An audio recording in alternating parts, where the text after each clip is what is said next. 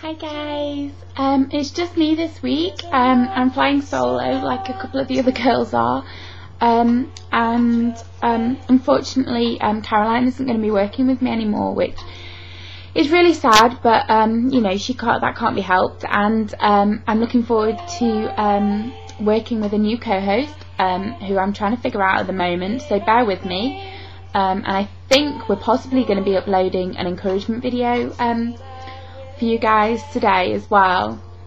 I was a bit unsure about what to cover this week really, because I've kind of been a bit out of sorts. I've been very busy with university, and then there's been quite a few changes in the collab.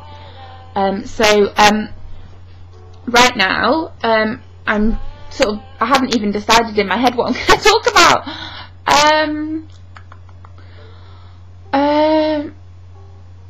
Let me think. I'm torn between talking about eating disorders and body dysmorphic disorder, and about issues surrounding work and an eating disorder. But I think Tracy covered that pretty well, and she kind of comes from my point of view really the same. I mean, you know, we've both had eating disorders and we both want to work in the clinical field, so I think she covered that pretty well. So I think what I'll touch on now is eating disorders and, you know, body dysmorphic disorder. Body dysmorphic disorder is on a very basic level viewing a part or parts of your body in a way that is disordered, is distorted. I personally have never dealt with issues surrounding plastic surgery or gone to any of those extremes, but I do believe that I had issues concerning body dysmorphic disorder before I was actually anorexic. As a child growing up, I was very aware and very knowing about my body, and what I mean by that is that I was a gymnast and I was very used to being in a leotard. I was very used to my body. I was used to other girls' bodies. I didn't particularly have hang-ups about how I looked, because, you know, to me we all kind of look the same. And although with gymnastics there was a focus on my body, I was very lucky. I was small, I was petite, and I was tiny enough to be a gymnast, but I know that there were girls who weren't. So from that perspective, I felt very, very comfortable in my body, and even going through puberty, when I gave up gymnastics at sort of 13, 14, I was actually relieved, because a lot of my friends had been developing, and I was kind of glad to have a body that wasn't a child's really. And I had role models and I had people to look up to, and, you know, my mother being one of them, and it felt safe and it felt okay. And even then I wasn't particularly conscious, but the problems I've had with myself have always been concerning my face.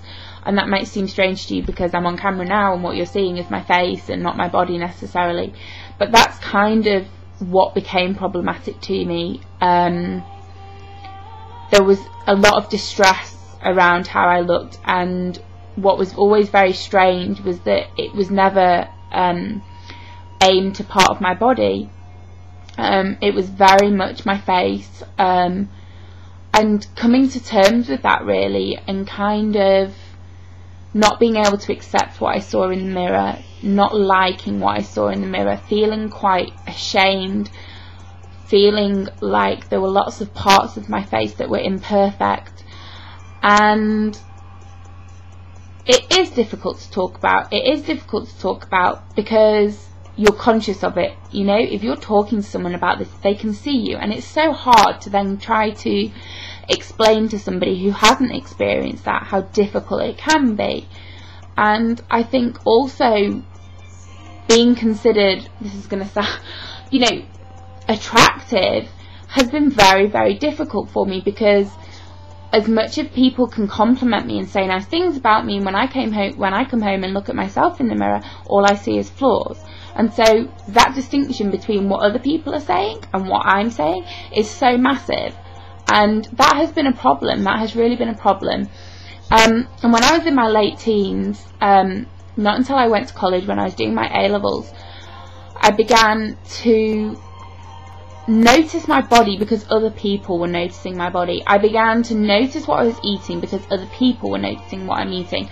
I went to a college whereby, you know, looking back now, there were a lot of problems. A lot of girls had problems with eating disorders, and being very normal around food, very healthy around food, having a very healthy body weight and all that, you know, I think it was seen as being very, very different, and you know, I kind of felt left out because I was kind of like, but I feel okay in myself and I feel okay eating this.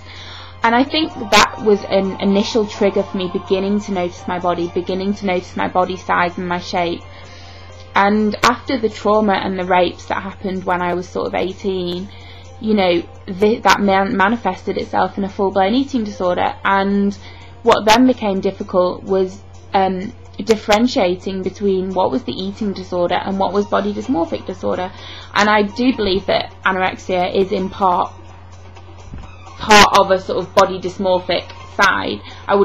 It isn't body dysmorphic disorder, but you experience elements of body dysmorphic disorder. And you know, I couldn't see myself for how I was when I was very poorly, and I had to very much rely on what other people were saying to me. And I do believe that with weight gain and with adequate nutrition, that, you know, for me personally, I could see myself better at 9.5 stone than I could at 6.5 stone. And I actually felt more comfortable in my body at 9.5 stone opposed to 6.5 stone.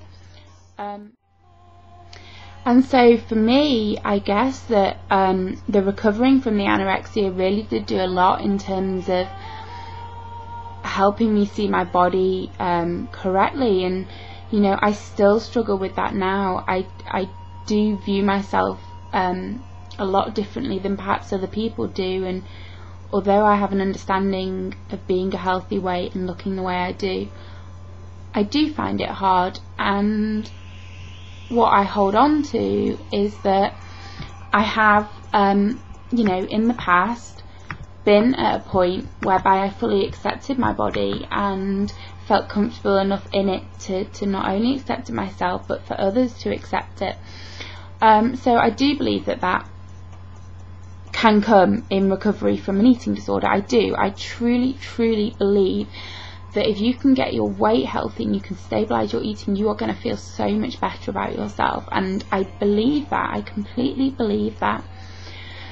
In terms of sorry, bloody phone. In terms of issues surrounding the body dysmorphic disorder, it still is problematic to me, and I do see myself in very distorted ways. And I'm a harsh critic to myself, and you know, that has been picked up by my current therapist, and it is something I'm working on. But I do believe that with, you know, the right help and the right support, that you can learn to truly love yourself and love the body that you're in. And I believe in that. I very much believe in that, and I do believe that you know, there is treatment for this available and that it can get better. Okay guys, I hope I've explained a few things concerning that, and if you have any questions, contact me and I'll speak to you again soon. Okay, bye guys.